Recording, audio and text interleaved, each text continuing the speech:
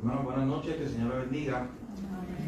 Estamos ya preparándonos para tomar nuestra clase número 4 sobre este tema de cómo estudiar la Biblia, cómo interpretarla, qué herramientas tenemos nosotros para poder entender la palabra de Dios.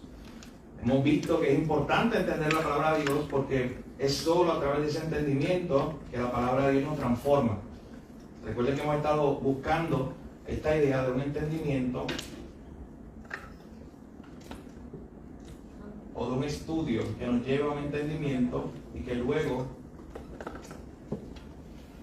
se traduzca en transformación de nuestra vida.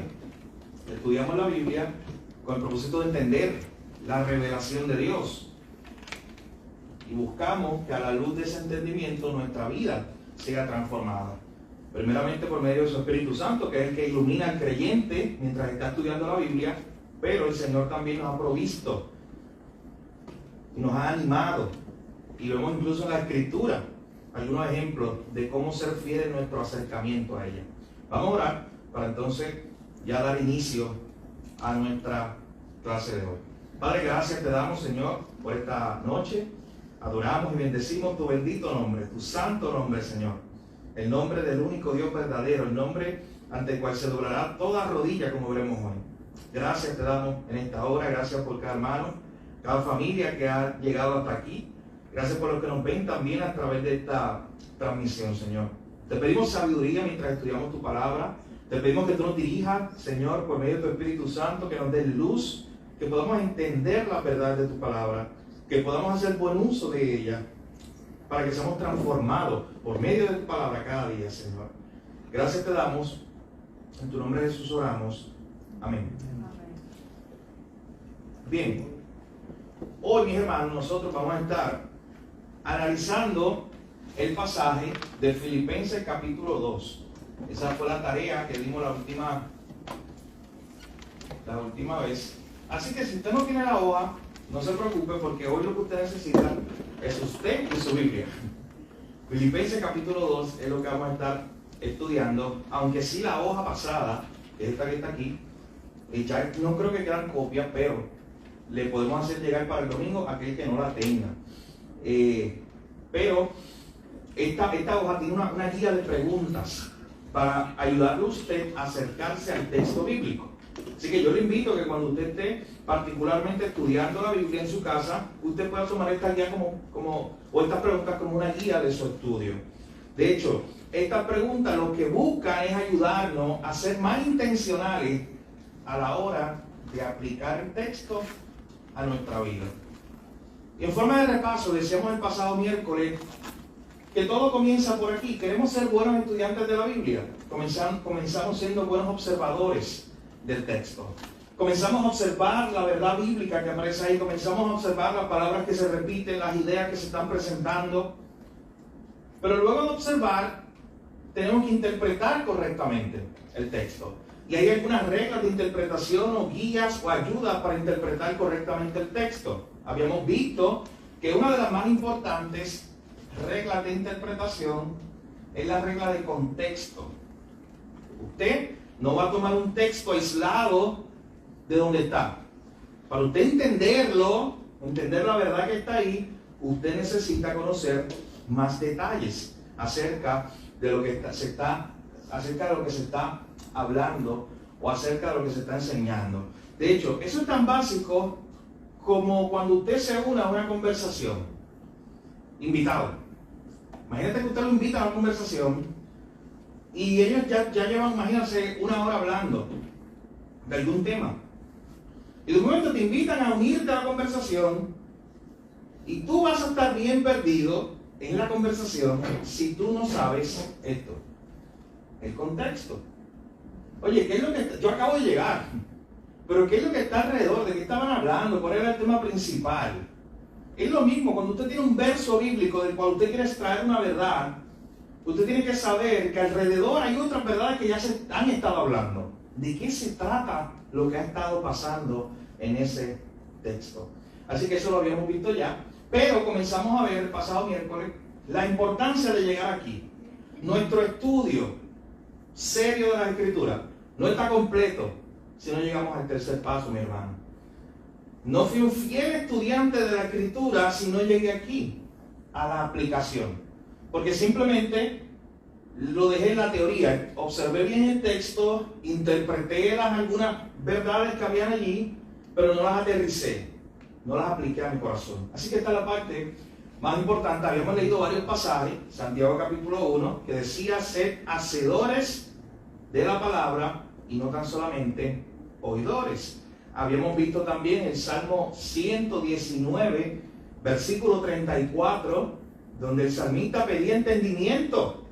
Señor, dame entendimiento, que son estos primeros dos pasos. Ayúdame a entender tu palabra. Pero él decía: dame entendimiento para yo poder guardarla, para yo poder cumplirla. Así que esta es la parte importante de todo este proceso. Estamos incompletos si no aterrizamos ahí. Entonces decíamos que hay una serie de preguntas que, si usted tiene la hoja pasada, las puede ver.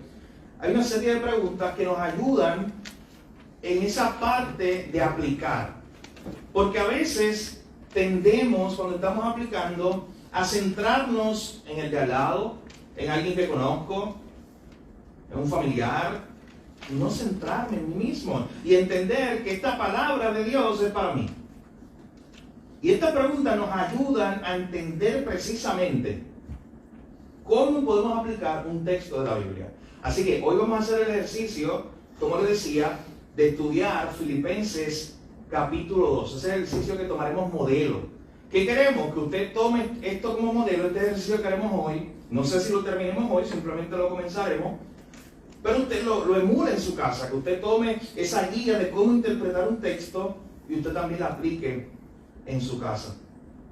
Pero también es importante que mientras, y lo invito a eso, que mientras vamos estudiando el pasaje de Filipenses capítulo 2, usted vaya pensando en esta pregunta, aunque no las presente en clase públicamente, pero si usted ya tenga en su mente la posible contestación a esas preguntas. Por ejemplo, mientras estemos estudiando Filipenses capítulo 2, que lo primero que vamos a hacer es leerlo juntos, completo el capítulo, porque empezamos aquí a observar el texto. Así que mientras usted está escuchando el texto, mientras después se comienza a interpretar, mientras después vamos parte por parte interpretándolo, usted comienza a preguntarse: ¿señala este pasaje algún pecado en mi vida? ¿Hay algo que tengo que corregir a la luz de lo que estoy aprendiendo en este pasaje? Comienzo por ahí. También usted puede preguntarse: ¿me enseña algo de Dios este pasaje? ¿Qué me enseña acerca de Dios? ¿Me enseña algo acerca de mí mismo? ¿Qué voy a hacer diferente ahora? ¿Qué me está invitando este pasaje a hacer? ¿Qué me está invitando este pasaje a cambiar? Y al final usted se pregunta: ¿qué aplicación tiene este pasaje para nosotros como familia o como iglesia? Pero note que usted comienza consigo mismo. ¿Cómo se aplica este texto a mi vida? Y luego usted se pregunta: ¿cómo también esta verdad bíblica se puede aplicar en mi familia? ¿O cómo esta verdad bíblica se puede aplicar en mi iglesia?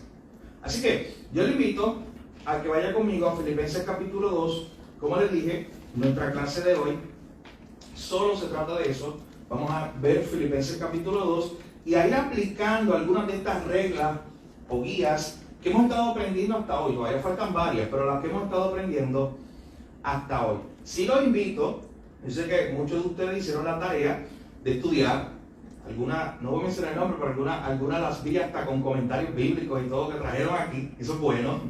Así que sí los invito a todos a que mientras, especialmente cuando estemos en esta parte de interpretación, si usted ya hizo de antemano esa tarea de ir buscando un poco acerca de esos principios de Filipenses capítulo 2, usted tenga la oportunidad de compartir.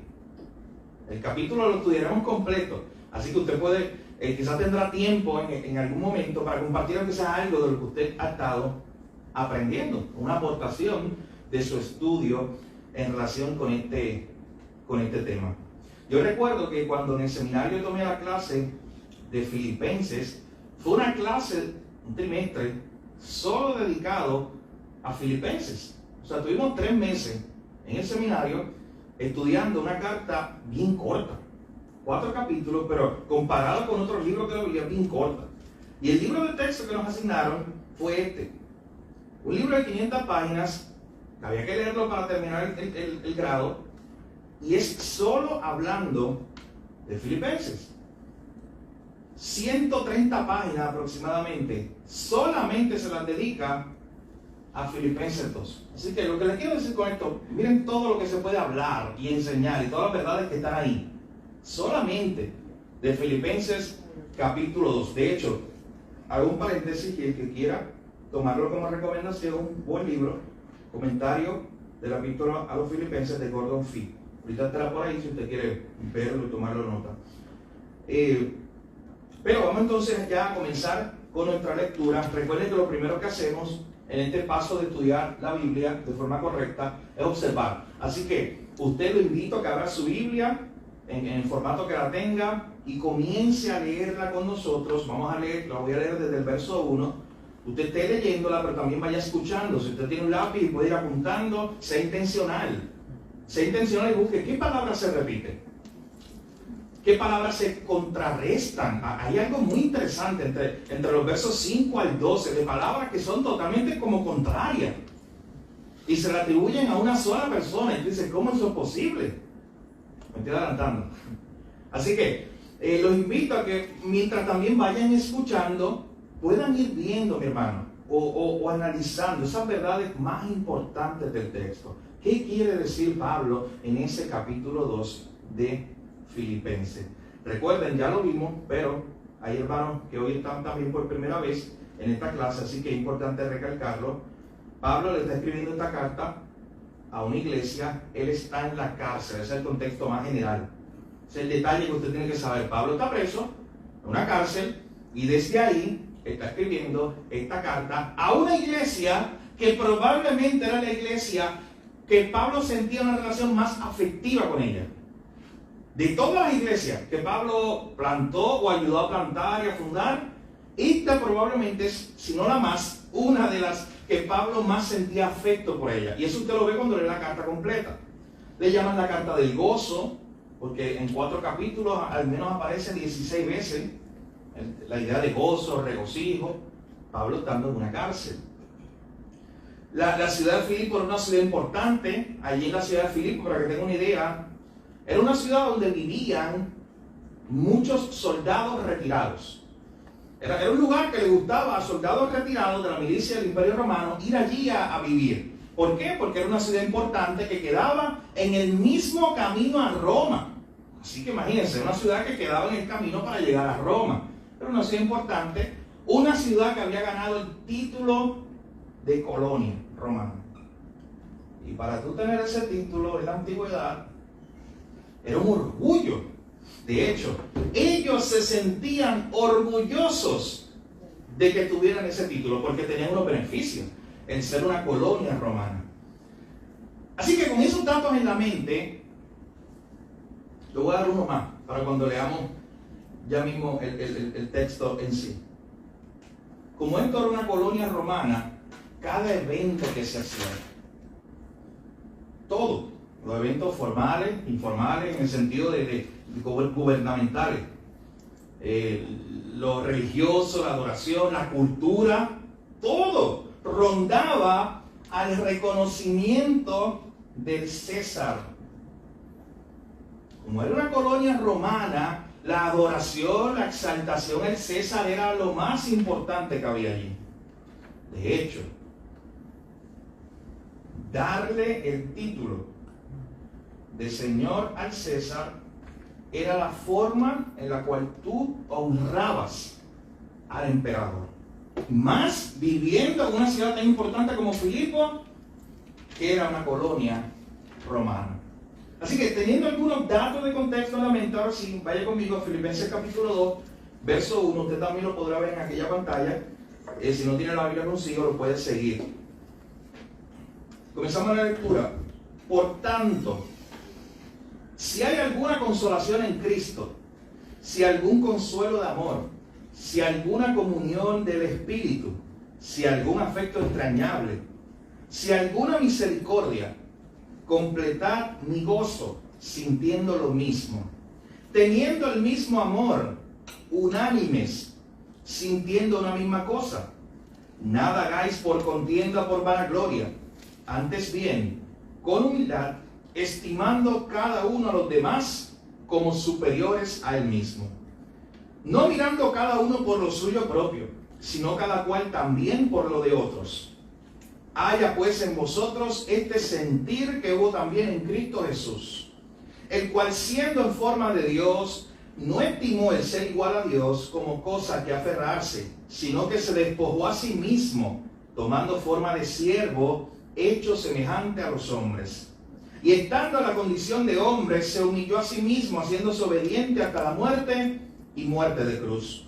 Por lo cual Dios también le exaltó hasta lo sumo y le dio un nombre que es sobre todo nombre, para que en el nombre de Jesús se doble toda rodilla de los que están en los cielos y en la tierra y debajo de la tierra, y toda lengua confiese que Jesucristo es el Señor. Subraye, según el contexto, para gloria de Dios Padre. Por tanto, amados míos, como siempre habéis obedecido, no como en mi presencia solamente, sino mucho más ahora en mi ausencia, ocupaos en vuestra salvación con temor y temblor, porque Dios es el que en vosotros produce así el querer como el hacer por su buena voluntad. Haced todo sin murmuración ni contiendas, para que seáis irreprensibles y sencillos, hijos de Dios sin mancha, en medio de una generación maligna y perversa, en medio de la cual resplandecéis como luminares en el mundo, asidos de la palabra de vida, para que en el día de Cristo yo pueda gloriarme de que no he corrido en vano, ni en vano he trabajado. Y aunque sea derramado en libación sobre el sacrificio y servicio de vuestra fe, me gozo y regocijo con todos vosotros. Y asimismo gozaos y regocijaos también vosotros conmigo.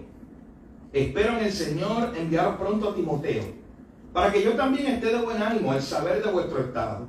Pues a ninguno tengo del mismo ánimo, y que tan sinceramente se interese por vosotros. Porque todos buscan lo suyo propio, no lo que es de Cristo Jesús. Pero ya conocéis los méritos de Él, que como hijo a padre ha servido conmigo en el Evangelio. Así que a este espero enviaros, luego que yo vea cómo van mis asuntos. Y confío en el Señor que yo también iré pronto a vosotros. Mas tuve por necesario enviaros a Epafrodito, mi hermano y colaborador y compañero de milicia, vuestro mensajero y ministrador de mis necesidades. Porque él tenía gran deseo de veros a todos vosotros, y gravemente se angustió porque habíais oído que había enfermado. Pues en verdad estuvo enfermo, a punto de morir, pero Dios tuvo misericordia de él, y no solamente de él, sino también de mí, para que yo no tuviese tristeza sobre tristeza. Así que le envío con mayor solicitud, para que al verle de nuevo os gocéis, y yo esté con menos tristeza.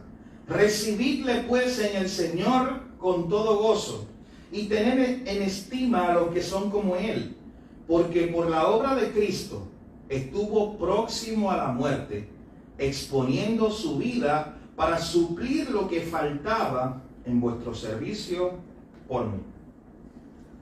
Cuando tenemos un pasaje como este, y ya hemos visto un poco de contexto, recuerden que estos pasos para nosotros acercarnos al texto bíblico, ya lo repasamos, empezamos con la observación, luego reglas de interpretación, y antes de yo cerrar la Biblia, yo tengo que saber una aplicación del texto a mi vida. Así que cuando comenzamos a observar el texto, ¿qué resalta?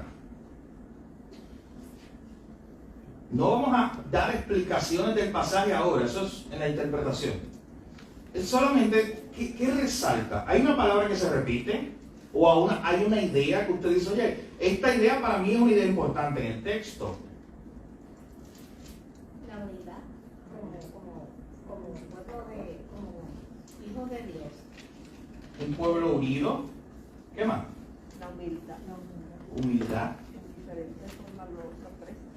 Humildad. ¿Qué más? El macro del capítulo 2, usted lo estudia, usted ve que hay una cosa que está resaltando, sin explicar nada todavía. Usted simplemente ve que hay palabras que se repiten mucho, ideas que se expresan de diferentes maneras. ¿Qué más? Bueno, el gozo, claro. Acompaña no solamente toda la carta, el capítulo completo, varias veces él usa la idea de gócense conmigo. Obediencia. Obediencia. El amor. ¿Cuál, perdón? Amor. Amor. En lo que usted sigue pensando en esa parte y mirando el texto, en la cualidad de ver que se resalta, permítame hablar un poco en esa parte de contexto de Epafrodito. Porque cuando lleguemos para interpretarlo, esa sección queremos saber ya quién era él. La iglesia de Filipo, la iglesia que estaba en esa ciudad, se funda probablemente en el segundo viaje misionero de Pablo, cuando él llega a Europa por primera vez, cuando él llega por primera vez a esa región. Y en ese lugar, ya les dije, Filipo era una colonia romana. De hecho, la carta a los filipenses es de las pocas que no tiene referencias directas al Antiguo Testamento. No tiene referencias directas al Antiguo Testamento. Y cuando tú ves los nombres de los personajes que son mencionados ahí, que Pablo saluda, son nombres griegos. No hay nombres judíos. ¿Qué nos quiere decir eso? Que esta ciudad de Filipo, una ciudad colonia romana, era una ciudad con mucha presencia griega y poca o ninguna presencia judía. O sea, recuerden a Pablo que normalmente cuando iba a una ciudad, ¿qué hacía primero? Iba a la sinagoga. Pero ¿sabes qué pasó cuando llegó a Filipo? No había sinagoga. Y si no había sinagoga, es que al menos no habían entre 10 a 20 hombres judíos que pudieran conformar la sinagoga. Y como no había sinagoga, habían sí unas mujeres que eran temerosas del Dios de Israel, entre ellas una que se llamaba Lidia. Todo esto está en Hechos capítulo 16. Noten que todo esto son datos del contexto que le van a ayudar a ustedes, porque de momento, ¿usted sabe por qué usted lo necesita? Porque de momento ahí se menciona Epafrodito, y usted dice, ¿pero quién rayos es Epafrodito? ¿Qué tiene que ver él ahí? Porque Pablo lo está enviando, porque él está saludando. Así que se funda la iglesia probablemente con ese grupo de mujeres. Lidia era una mujer rica, monetariamente, era vendedora de púrpura, que eso era algo muy cotizado, pero mi hermano, era muy rica en la época. Así que es probable que ella haya abierto su casa, su hogar. Y ahí comenzaron a pasar cosas. Luego se convierte en un carcelero. Luego comenzaron a pasar muchas cosas en la región de Filipo. Y este hombre llamado Epafrodito, aunque no sale en la narración de Hechos 16, la tradición histórica dice que probablemente Epafrodito fue su primer pastor. Fue el primer pastor de la iglesia de Filipos. Y lo que nosotros vemos cuando usted estudia la carta de Filipenses completa, cuando estudia los 4 capítulos, lo que nos damos cuenta es lo siguiente. Pablo está preso en una cárcel de Roma. Epafrodito, pastor de la iglesia de Filipo, fue hasta Roma. Desde Filipo fue hasta Roma a visitarlo y a darle también una ofrenda de parte de la iglesia. Por eso él siempre está agradecido con ella, porque esta iglesia lo cuidaba en todos los sentidos. Así que Epafrodito sale de Filipos, un viaje de miles de kilómetros, hacia Roma. Y cuando llega a Roma se encuentra con Pablo. En el camino pasó muchas situaciones, lo vamos a ver más adelante al final del capítulo 2. Estuvo a punto de morir en ese viaje incluso, este hombre, Epafrodito. Pero él llegó hasta Roma, le entregó el saludo, la ofrenda que la iglesia de Filipo le estaba enviando a Pablo. Y ahora allí, en la cárcel, Pablo está escribiendo una carta, que es esta carta que usted tiene ahí, Filipenses, para que cuando Epafrodito regrese a su ciudad, pueda entonces llevársela a su iglesia. Y usted se imagina, un domingo llegó Epafrodito, la iglesia se reunió muy animada porque su pastor llegó después de muchos días de viaje, que no había forma de saber si estaba bien o mal, mi hermano, no había celular para llamar a Epafrodito, ¿cómo estás? Así que después de mucho tiempo llega Epafrodito otra vez, la gente se entera del pueblito de la iglesia. Imagínese él diciendo, oye, tengo noticias, nuestro hermano Pablo, la iglesia lo amaba, nos ha escrito una carta. Y él entonces lee la carta por primera vez a la iglesia, que es la carta, bueno, repito, que usted y yo tenemos delante. Así que ese es otro dato de contexto muy importante también para usted entender todo lo que está pasando aquí. Así que lo primero que hacemos es observar. Oye, pero no podemos pasar del verso 1 porque había una regla de interpretación. ¿Qué pasa en el verso 1? Ya tenemos un problema. Ya no podemos continuar. Por tanto, la primera pregunta es, ¿por tanto qué? ¿Por qué tú escribes por tanto? Es porque tú estás diciendo algo antes. Por tanto te digo ahora esto. Así que, ¿qué tenemos que hacer? Ir a la sección anterior. En el capítulo 1, particularmente del verso 27 en adelante, la última parte. Porque la primera es saludo, la oración de Pablo por los creyentes, el deseo que él tenía de ser librado de la cárcel, pero al final él decía, oye, pero si no soy librado, para mí es vivir es Cristo y morir, es ganancia. Pero luego, miren lo que le dice del verso 27 al 30.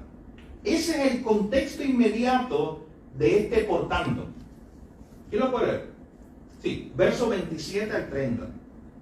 Solamente que os comportéis como es digno del Evangelio de Cristo, para que, o sea que vaya a veros o que esté ausente, oiga de vosotros que estáis firmes en un mismo espíritu, combatiendo unánimes por la fe del Evangelio, y en nada intimidados por los que se oponen, que para ellos ciertamente es indicio de perdición, mas para vosotros de salvación, y esto de Dios.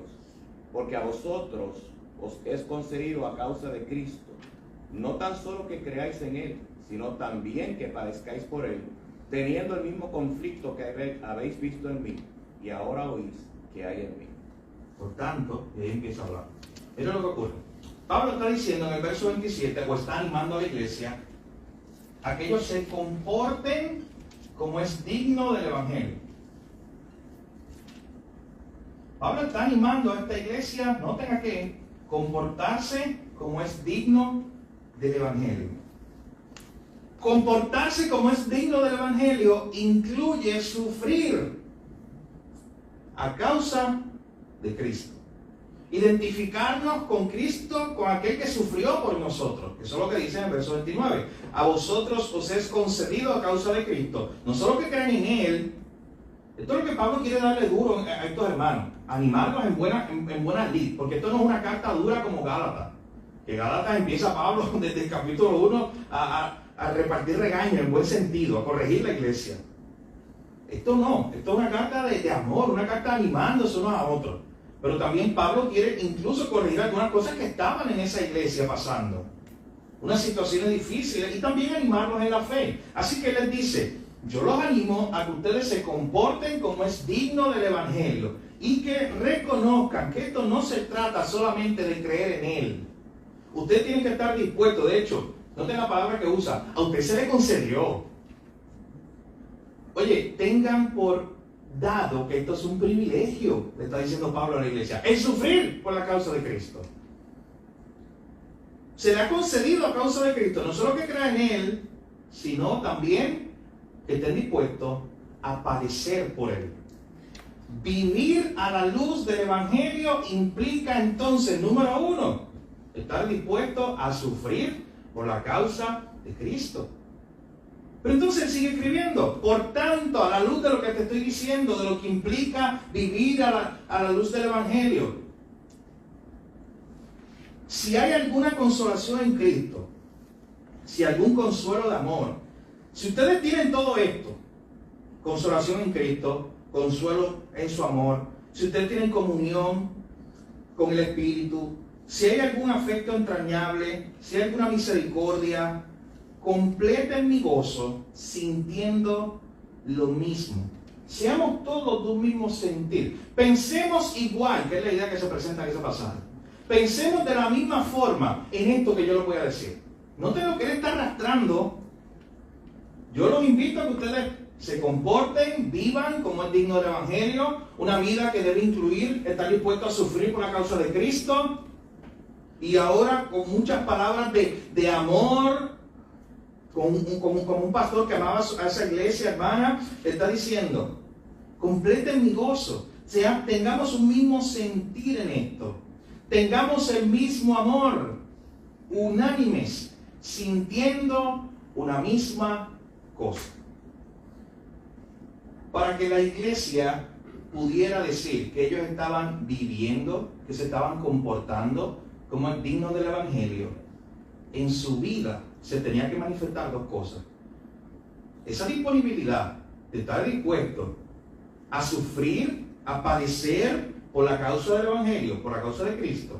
Y en segundo lugar, desde el inicio entonces del capítulo 2, Pablo está diciendo, y ustedes, si van a ser la iglesia que yo les estoy animando a que sean, caracterizada por el Evangelio, tienen que ser una iglesia que tenga el mismo amor, unánime, que sientan una misma cosa conmigo. Y luego le explica de qué se trata eso, de qué le está hablando. Los versos 3 y 4. ¿Cómo llegamos ahí? ¿Cómo llegamos a ser la iglesia unánime, sintiendo una misma cosa, todos sintiendo un mismo amor? ¿Cómo llegamos ahí? Verso 3, la respuesta. Nada hagáis por contienda o por vanagloria. Antes bien, con humildad. Noten los contrastes. Yo les decía, hay muchos contrastes en este pasaje. Nada hagan por contienda o por vanagloria. Antes bien con humildad, estimando cada uno a los demás como superiores a él mismo. Pablo está diciendo, ¿cómo va a funcionar esto? Una iglesia que refleja el Evangelio, que se está comportando como es digno del Evangelio. Es una iglesia que está dispuesta a sufrir por la causa del Evangelio. Es una iglesia que está unida en un mismo sentir. Y esa unidad, mi hermano, se logra solamente, Pablo le está diciendo a la iglesia, no hay otra forma que se logre esa unidad que no sea esto que dice los versos 3 al 4. Cada uno se comprometa a no hacer nada por contienda. Y esa palabra contienda tiene un peso de alguien contencioso. ¿Usted entiende la idea? De alguien que no busca la unidad porque es contencioso. Es todo lo contrario. Es antónimo, es lo que está contrario, al otro lado de unidad. Es alguien que es contencioso. O por vanagloria. Pablo dice, yo quiero decirles ahora, los estoy invitando a esto, comportarse como el digno del Evangelio, ser una iglesia unida, pero quiero que estén pendientes a algo. Los enemigos principales para que seamos una iglesia unida, ¿cuáles son? Número 1, la contienda. Estar divididos y ser contenciosos unos con otros. Y número 2, la vanagloria. Y el texto o el término vanagloria lo que implica es alguien que está buscando gloria constante para sí. Es alguien que está buscando siempre el primer lugar. Es alguien que está buscando exaltarse él o ella por encima de los demás. Y Pablo dice, eso es un enemigo grande para la unidad. No puede haber unidad en un grupo donde tengo gente contenciosa y donde tengo gente que lo que busca es vanagloria, que lo que busca es exaltarse ellos por encima de los demás, sintiendo que son superiores. Oye, entonces parece a Lucas 18. Y esto es algo que voy a explicar ahora, un paréntesis, pero muy importante, de cuando usted está estudiando la Biblia. Y de por qué estudiar la Biblia como un todo, que hemos estado hablando, dándole duro a esa idea, de que usted no estudia la Biblia por pedazos. En su mente ya debe estar esta idea del mensaje completo de la Biblia. Es probable que cuando usted esté estudiando un pasaje, esté en Zacarías, en Génesis, donde sea, usted está estudiando una idea y de momento le viene a la mente alguna verdad de este mismo tema que usted vio en otro lugar en las Escrituras. Y es bueno que usted lo traiga a memoria, es bueno que usted lo visite, mi hermano, porque al final la Biblia es un solo mensaje. Este Filipenses no es algo aislado del resto de la Biblia. Y por ejemplo, Lucas capítulo 18, allí Jesús está dando sus famosas parábolas, y una de sus parábolas es esta parábola donde hay un hombre fariseo y un publicano que están en el templo. Y tenemos una buena descripción de lo que es el término vanagloria, porque allá aparece un fariseo que está en el templo, dice que él oraba consigo mismo, y dice que él era, o él se sentía superior al publicano. Es una descripción clara de esto. Porque él le decía a Dios, Señor, gracias porque yo no soy como aquel. El problema, o uno de los problemas más grandes de los fariseos, mis hermanos, era su supuesta superioridad moral. Ellos se habían puesto un escalón más alto que los demás. Era un escalón moral. Se trepaban en su escalón y desde ahí empezaban a mirar a los demás y decir, tú no eres como yo. Tú no eres como yo. Tú no te mereces el cielo porque no eres como yo. Tú vas al infierno porque no eres como yo. ¿Cuál es el problema de esa declaración? ¿Alguien lo capta? El problema de esa declaración constante, tú no eres como yo. Él está en un escalón de superioridad moral, pero ¿cuál es el problema? Él está usándose como estándar. Exacto. Él es el estándar, no Dios. Él es el estándar, tú no eres como yo. Él no está utilizando a Dios como el estándar de santidad y decir, oye, arrepiente de tus pecados porque estás pecando contra un Dios santo. Y no estás viviendo la vida que ese Dios santo requiere. Sino que Él se está poniendo en ese escalón de superioridad moral. Y cuando Pablo le está escribiendo a la iglesia en Filipo, le dice, oye, quiero que ustedes se comporten como es digno del Evangelio. Para comportarse como es digno del Evangelio tienen que estar unidos. Los enemigos para ustedes estar unidos son las contiendas y la vanagloria. Está describiendo a esa persona que se levanta en un escalón moral usándose él mismo de referente de santidad y no usando a Dios como referente de santidad. Verso 4 lo explica un poco más. ¿Cómo se ve una vida donde la gente no está viviendo por contienda o vanagloria, sino están viviendo, y ahí aparece uno de los términos principales del capítulo, estoy en el verso 3 todavía, humildad? Ustedes lo dijeron ahorita. ¿Cómo llegamos ahí? Es como si Pablo estuviera diciendo, necesitamos la unidad para vivir a la luz del Evangelio. ¿Qué es lo que no debemos hacer y qué es lo que sí debemos hacer?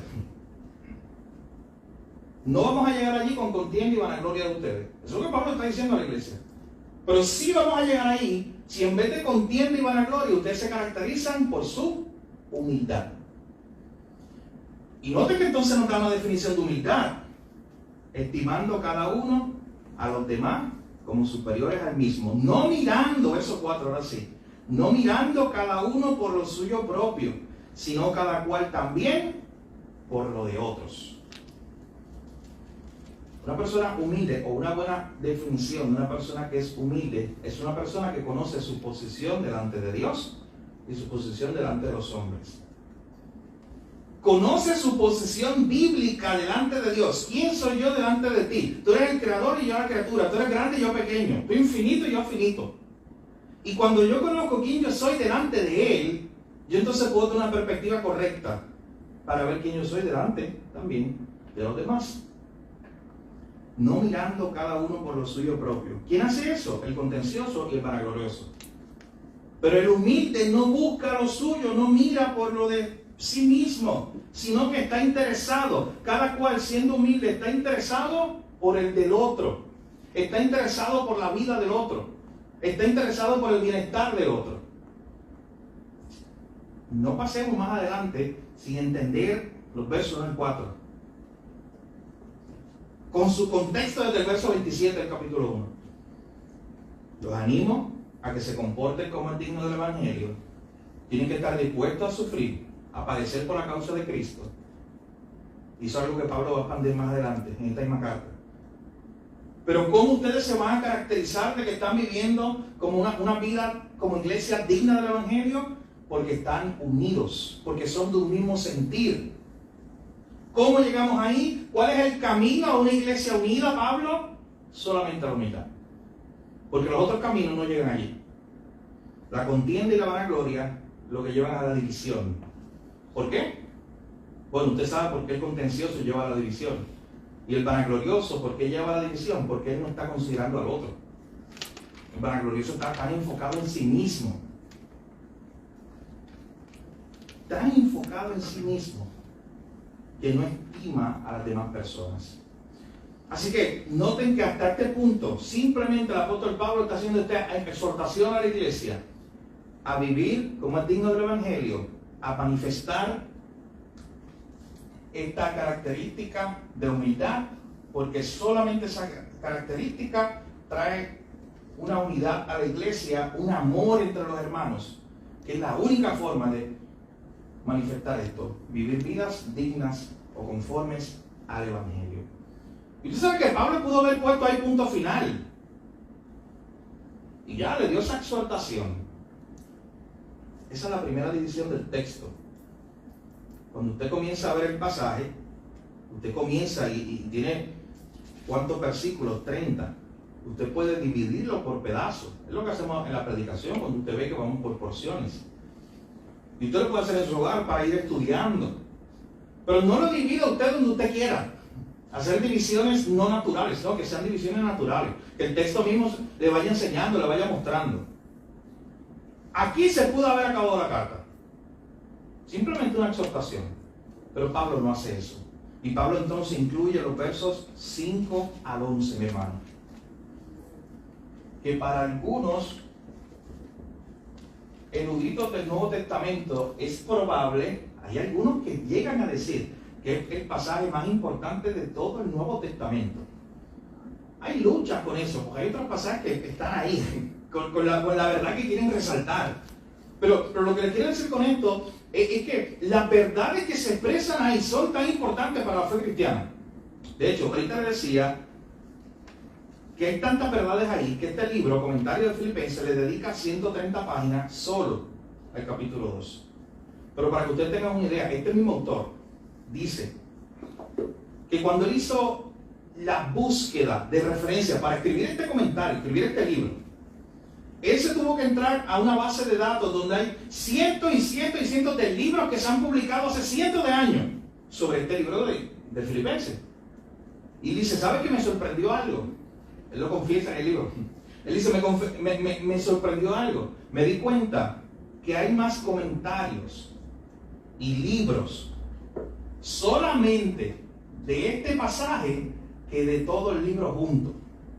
O sea, que tú puedes tener y buscar todos los libros que se han escrito de Filipenses y haces una pila de libros y llegas hasta aquí.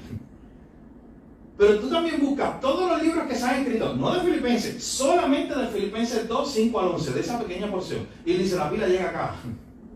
Es mucho más. Por mucho. Así que imagínense todas las verdades que están ahí, encerradas en ese hermoso verso, porque es hermoso lo que veremos ahí. Pero antes de llegar allá, ustedes trajeron hasta comentarios bíblicos. Hay algo de la primera sección, los versos 1 al 4, con su contexto en el verso 27, que usted quiera aportar a la clase, que usted haya visto en su estudio, o que usted haya visto que hay una verdad que se puede resaltar ahí muy importante. ¿Hay algo? Antes de continuar con la segunda parte. O una pregunta, si es una pregunta que tienen sobre esa primera sección de lo que está haciendo Pablo. Recuerden que lo que está haciendo, animando a la iglesia a que se comporte como es digna del Evangelio, animando a la iglesia a ser una iglesia unida, y la única forma de ser una iglesia unida en amor, la única forma es si cada uno vive en humildad, no mirando cada uno por lo suyo propio, no estar centrado en sí mismo, sino estar centrado en el otro. ¿Un comentario? ¿Pregunta sobre ese pasaje? Bien, sí.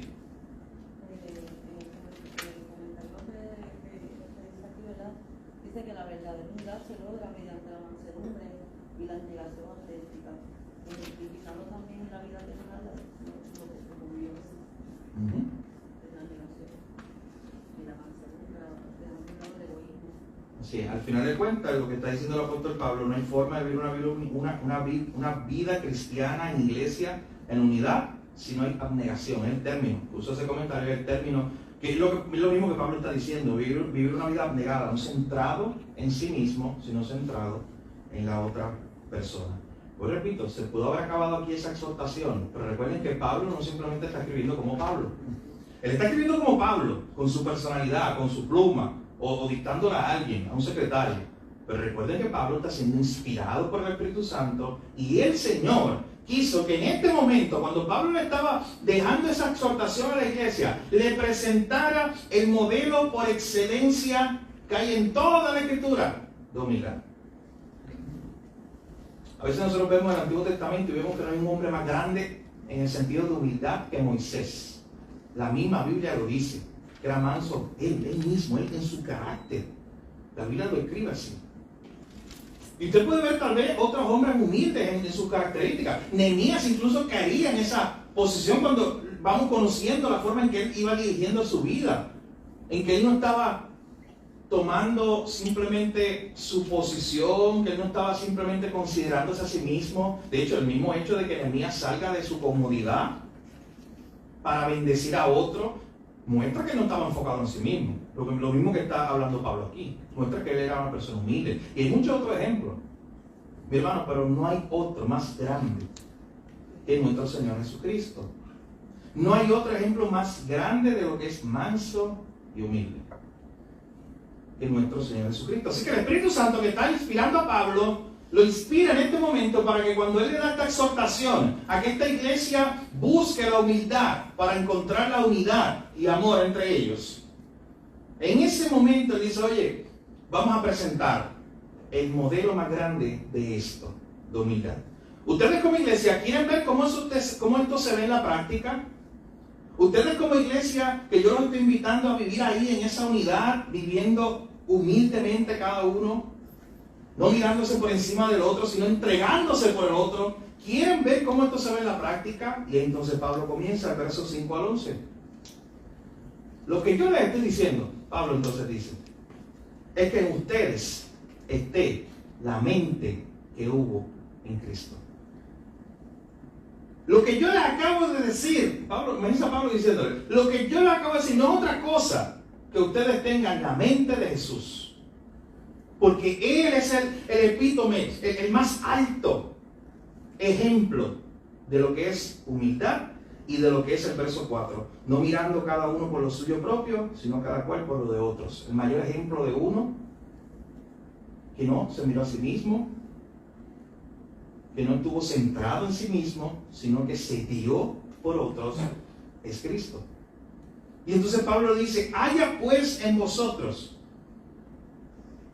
Noten que hay un pues, pero ya lo explicamos. Si usted solamente empezara en el verso 5, tiene que ir para atrás, obligado. Haya pues en vosotros este sentir. Hay otras traducciones que dicen, tengan la mente de Cristo. Hayan pues en vosotros este sentir que hubo también en Cristo Jesús. ¿Y qué hizo Cristo Jesús para ser hoy el modelo por excelencia de humildad? Pablo entonces lo describe. El cual siendo en forma de Dios, importante, en su nota, usted tiene que comenzar, si está estudiando ese texto, a identificar unas palabras muy importantes ahí. Está representando a Cristo, Jesús, como el modelo más grande de humildad. ¿Y qué hizo Jesús para poder ser presentado como el modelo más grande de humildad? Ahí Pablo empieza desde el verso 6. Noten cómo comienza, haciendo ¿qué? Comienza hablando de su naturaleza. El cual siendo en forma de Dios. Una declaración muy fuerte. De hecho, este pasaje, hay muchos autores que yo les decía ahorita que dicen que es uno de los más importantes del Nuevo Testamento por la forma en que presenta a Jesús. Por la forma en que presenta que Jesús no era meramente un carpintero de Nazaret, sino que él era y es Dios. El cual siendo en forma de Dios, ya se nos habla de la deidad de Jesús, no estimó el ser igual a Dios como cosa a que aferrarse. Oye, ¿no creen ustedes que si alguien en la iglesia que eran orgullosos, hermanos, de vivir en la ciudad de Filipo, la colonia romana, no todas las ciudades tenían este estatus de colonia romana, ellos tenían el orgullo de decir, yo soy de colonia romana. ¿No creen que alguien en la iglesia que tuviera un estatus, que fuera un noble, un rico de la ciudad, un poderoso, un político, lo que sea, gobernante, podía pensar, le podía pasar por la mente, oye Pablo, eso es duro, yo soy el gobernante, ¿cómo que yo voy a mirar a los demás como iguales? Mi hermano, más en esa época no existía tal cosa como a veces incluso hoy se quiere resaltar, o es la idea general de la equidad o la igualdad en términos de seres humanos. Porque en esa época todavía está la idea del esclavo, que es una propiedad, no es ni una persona. Así que imagínate un gobernante diciendo, ¿cómo que yo soy igual que tú? Yo soy igual que tú, yo estoy superior a ti por mucho. Si tú eres un esclavo, yo soy un gobernante. Así que todas esas personas que pudieran haber escuchado este mensaje y se estuvieran aferrando a sus riquezas, a su poder, a su silla, para decir, no, yo estoy por encima de ti. Pablo le pone el ejemplo que derrumba todo eso. El ejemplo más grande de humildad. Dice, oye, vean a Cristo, tengan la mente de Él. No hay una posición más alta que Dios. No hay una posición más alta que Él. Y Él, dice, siendo en forma de Dios, no estimó el ser igual a Dios como cosa a que aferrarse. Yo soy Dios, no voy para allá.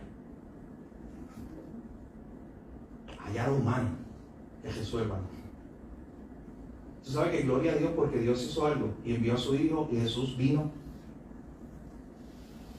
Porque si fuera otro Dios, o sea, la idea, si no fuera el Dios bíblico que se nos ha presentado, un Dios de justicia, de ira, de gracia, de santidad, de misericordia, pudo haber cuando Adán y Eva pecaron, borrón y cuenta nueva. Pero es que será la manera en que en su plan soberano iba a comenzar a rodar ese plan de redención de Él, en el cual ya en el consejo de la Trinidad se había establecido. A nosotros no nos cabe a la mente eso. Desde antes de la eternidad se había establecido Padre, Hijo y Espíritu Santo, que este era el plan. Oye, no había nada creado. Bueno, repito, nuestra mente es muy lejos de esa idea, pues somos finitos.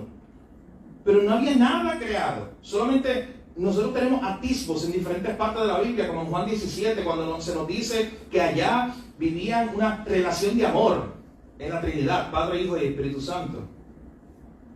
Así como me ha amado desde antes de la fundación del mundo. ¿No recuerdan al Hijo diciéndole eso al Padre?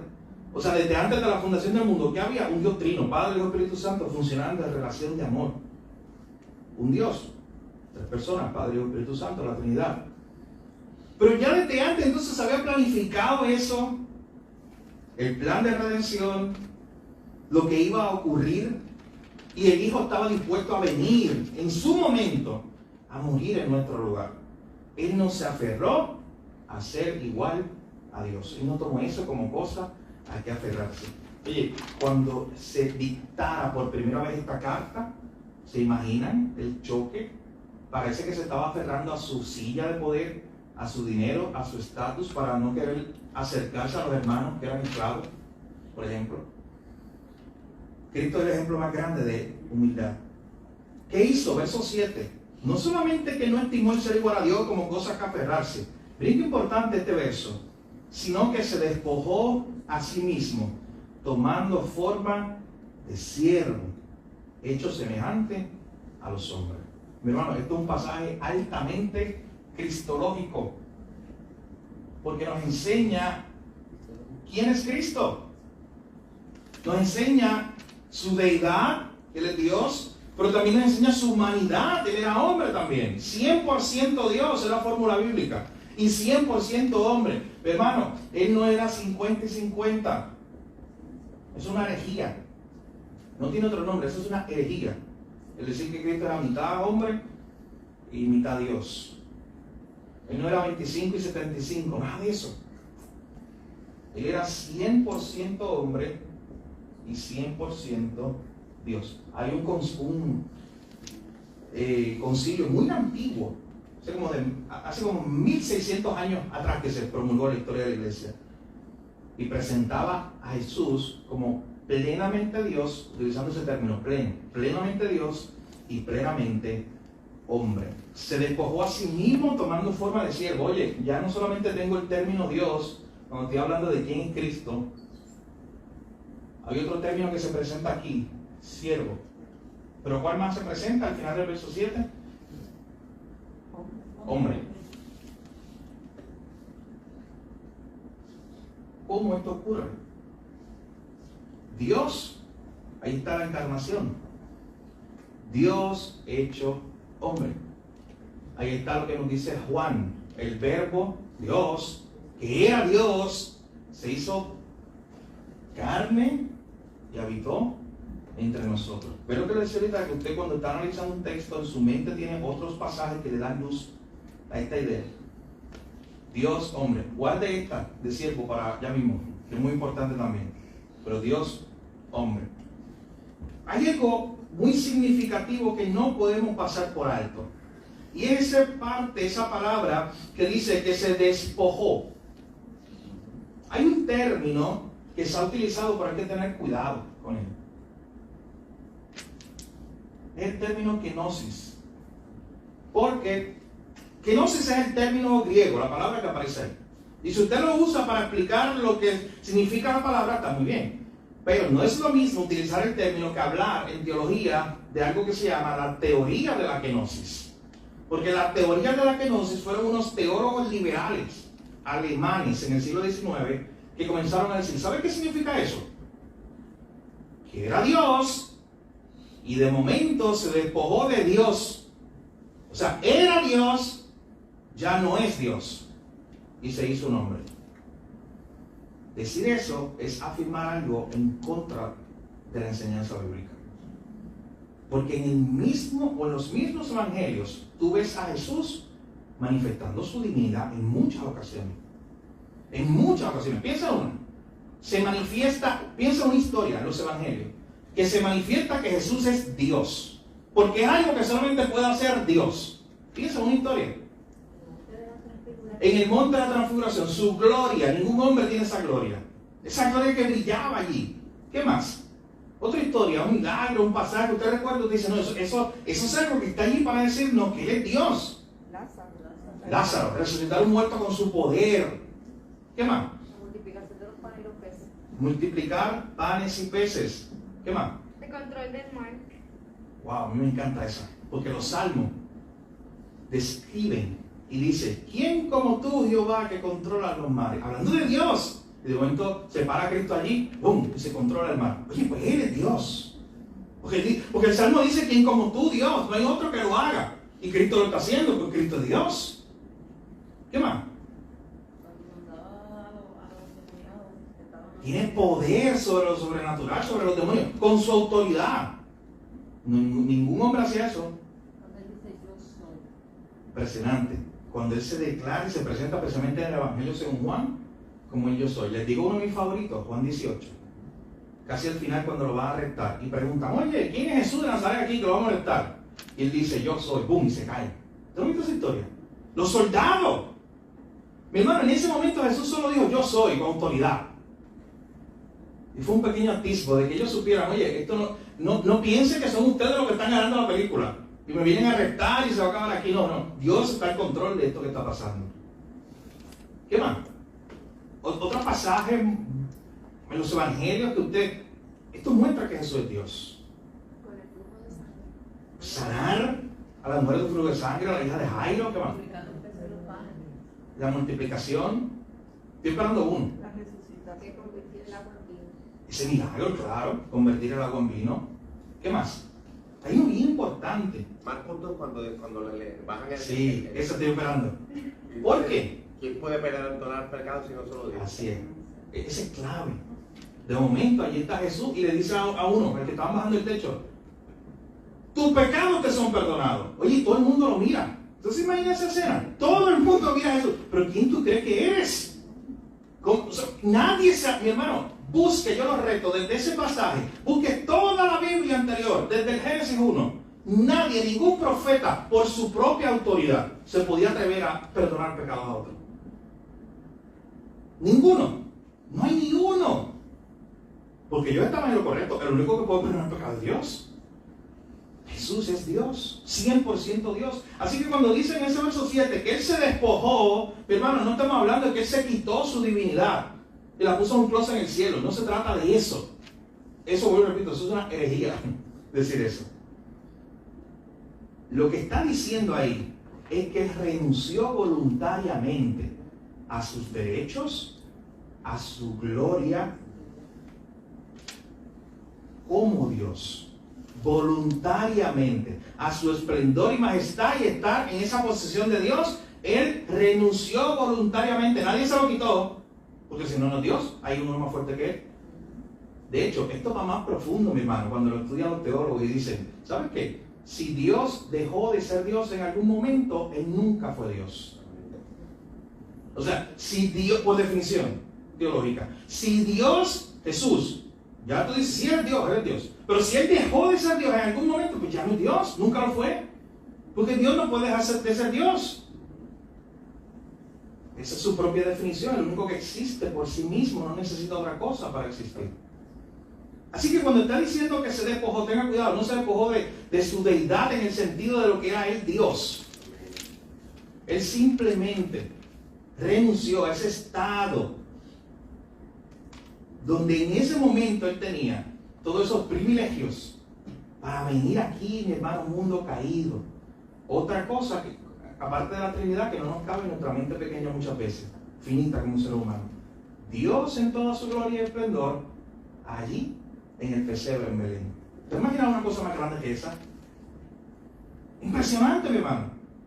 El Dios del universo que controla todo el universo, allí, en un pesebre. Algo impresionante. Creo que el tiempo se acabó. Así que, el próximo miércoles, con la ayuda del Señor, vamos a continuar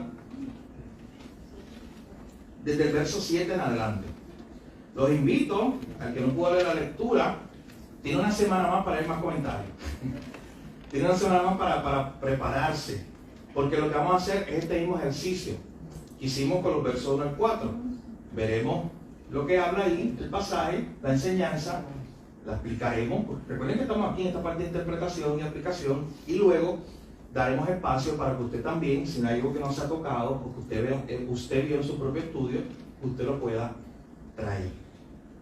Pero hasta este momento, recuerden que lo que Pablo está hablando es acerca de la única forma de vivir una vida a la luz del Evangelio y ser una iglesia unida en amor, es manifestando esta característica de humildad, esta misma característica que hubo en Cristo Jesús, y Él comienza a explicar que siendo igual a Dios no tomó eso como cosa a que aferrarse.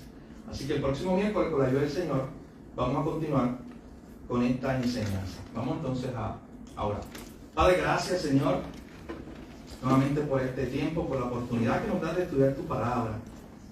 Señor, siempre es un privilegio, una bendición conocer más de ti a través de tu palabra.